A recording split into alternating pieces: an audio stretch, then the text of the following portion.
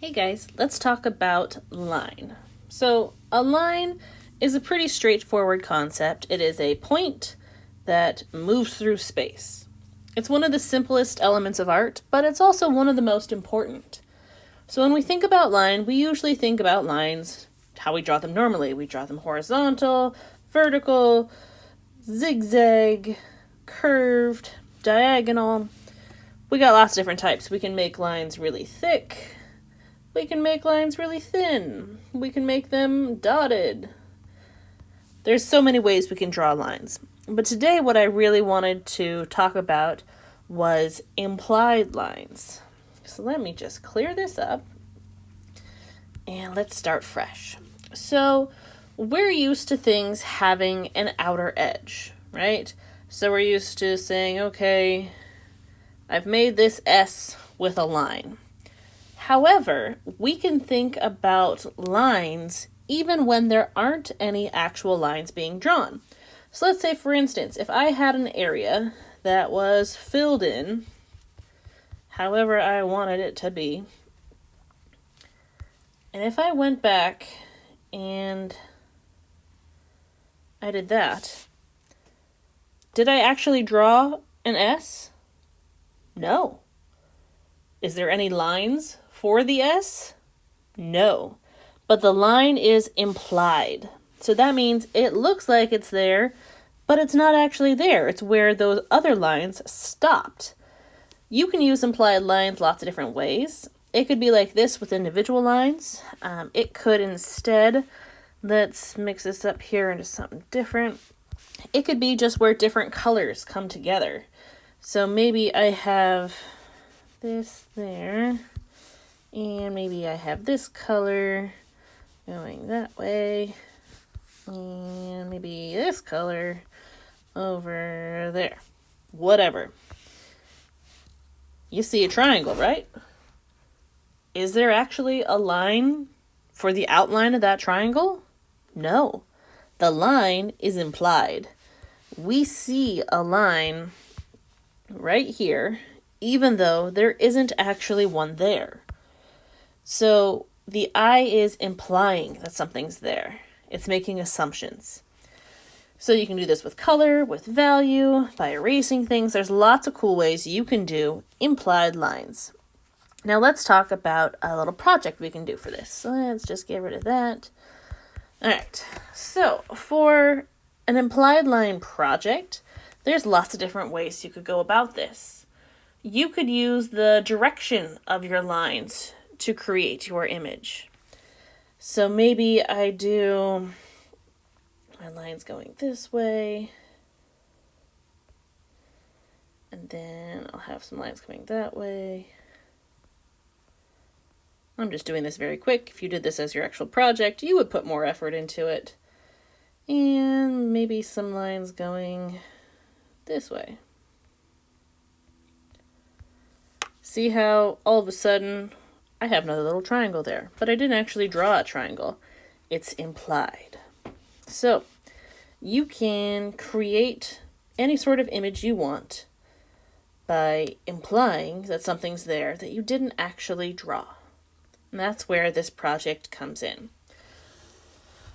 I really want you to take your time and be creative with this. Your implied line projects could be on anything. My little example here is a basic shape. I want you to go past that. A project should be more like 2 hours worth of work, not 30 seconds. So you might want to plan things out. So if you're doing a drawing, maybe let's say one of my example pictures I attached is this path that goes through space. And it'll get smaller and smaller as it goes back. And it's got all these hills and stuff.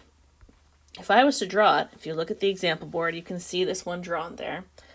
I would probably sketch it out like this lightly first. Then I'd go through and fill in all the lines. So for this one, it had a background of lines going this way. So I'd take my time, I'd draw in all my horizontal lines on both sides.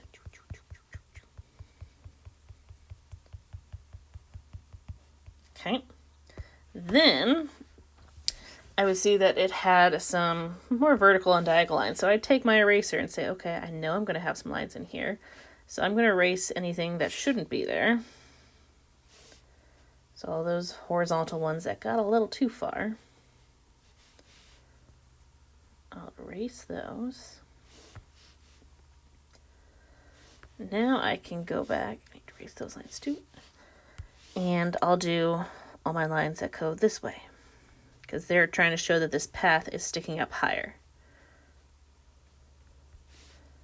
And I'd have my lines there, and there. Now I'm doing this example digitally, so it's going to be a lot easier for me to clean up my lines and erase than it would be if I was drawing this for real, but it's just a lot faster way for me to show this process for you. So again, I'd put in a lot more time and effort, but we got that base there, and then I could just create my path really easily by just erasing anything that shouldn't be there, because I want my path to be implied. It's not real, it's implied. So I want no actual line for this path. I just want to see where my other lines ended. Okay, so can you see how this is really working there? Obviously, the example picture I showed you has a lot more lines, a lot more effort, but you can see how it kind of creates that illusion of that path sticking up, but it's not actually there. You could do lots of different ideas for this. You could do any sort of object you want, as long as you don't draw any lines. So what you could do is say, maybe I'm just going to sketch out quickly. Again, I'm doing this digitally, so it's a little easier for me. Maybe I want to have an apple, so I'll draw out my apple. That's a pretty recognizable shape. I want my leaf higher up so it doesn't hit it. Sure. I'm going to have an apple, and I'm going to want to make it look like it's sitting on a desk or table. Sure, why not? Maybe I'll even I'll put a book here. So I sketch out my design first. Once it's sketched out, and I would have done my sketch really, really lightly, I'll go back in and put in my real lines. So when you're doing your real lines, I'd recommend pen, marker, something like that. And remember, no outlines. So maybe my apple is just going to have lines that go this way. And I fill the space completely with my lines of my apple going this way. Again, I'm just going to do this quickly so you can see what I'm talking about.